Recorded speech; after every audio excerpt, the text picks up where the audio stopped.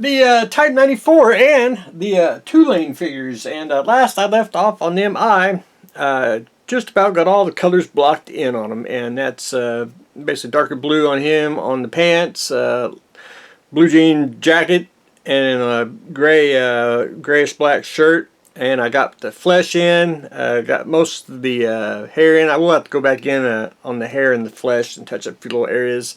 I just basically got one coat on, and then I go back over and do it again. Now, when I paint figures, again, I do everything, I'm going to say ass backwards.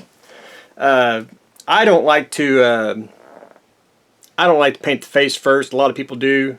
I don't. I like to paint all of it at one time, then go back in. And when I paint figures, I will block in all the colors. Like him, I got his jean jackets on, which is jean jacket and pants, and I will get him, it's a little dark, and I will go in and do a little bit of blending and dry brushing, and to basically, what the color he is now will be his folds, and you know, he will be, you know, just highlighted here and there, and that's the way I do it. Same way with the flesh. I like to get the flesh in, get the hair in. That way, if anything, my teeth is just about to fall out.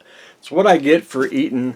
I like barbecue sauce on my hamburgers, and I put a little too much on there, and it dissolves the glue, which hopefully in about, maybe a month, we'll get some dentures that do fit. But anyway, that's another topic. So, anyway, I got all the colors blocked in, and then I got to go back in and touch up a few little areas, especially around like where the hair is on the above the forehead and everything. Get all that, and then of course, you know, get the eyebrows and everything, and then we'll go in and start doing highlights and blending and going that way. To me, that's easier. I like it, and it's also my style of doing things. So, you know, it's different from everyone else's, and I think it looks pretty darn slick that way. But anyway, that's where I am on the two lane guys. My teeth are just about to fall out. The Tank Commander.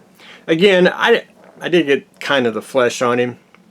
Of course, I looked at him and I forgot to fix the back of his neck.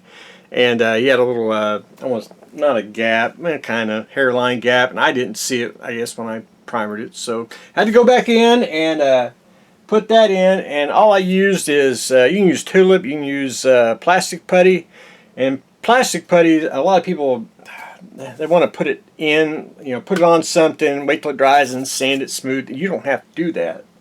All you do have to do with plastic putty is get you a little applicator, toothpick, get your little dab of it, put it in there. Now, don't make fun of my water bottle. This is a Vallejo thinner bottle that I've had for years, and I think it's the perfect water bottle, and I've stained it many, many times. But anyway, you get your little water, you basically can smooth it out, and it will dry in the crevices, you know, and that way you don't have to sand nothing, and you will get a nice blended, smooth finish using water and toothbrush, a paintbrush. You know, that's why you use paintbrushes for putties and other things. But anyway, that's where I am on him, so hopefully we'll get a little more done him next couple days. The Type 94. I probably missed a step, and I can't reach it. If I do, I'll rip the camera off because I got the microphone attached.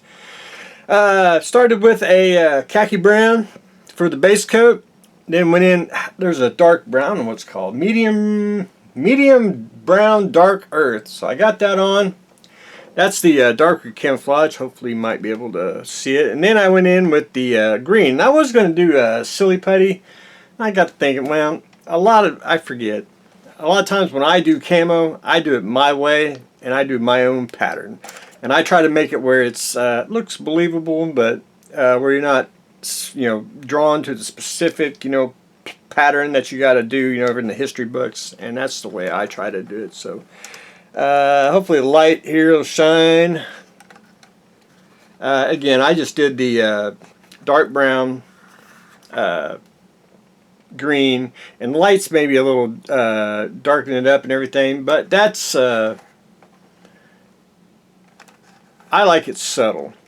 I don't like it too you know, you know, just out there, unless you're just doing some off-the-wall camo, you know, scheme. But anyway, I like it where it's very subtle, faded, sun-baked, you know, everything else, and worn torn. Of course, once I get all that, the camo the way I really like it, then I'll go in and we'll start really weathering it to death. And I got one more paint to put on, and before I drop it here, on Japanese they have a yellow line, basically like a cross. It'll be all the way back here and like that. And that's actually for the sunlight and through trees. It's supposed to simulate the sun that hits it. Anyway, yellow is hard to paint because it's basically transparent. So I can't wait to see what that's going to look like with the yellow line. I'm going to freehand that as well. But anyway, that's what I got going on today. Tomorrow's Memorial Day. We'll do a Memorial Day shed update on that one. Tank, getting it painted, and we are getting the 2-lane guys getting them painted. So that's what I got going on today. So stay tuned for the next exciting episode.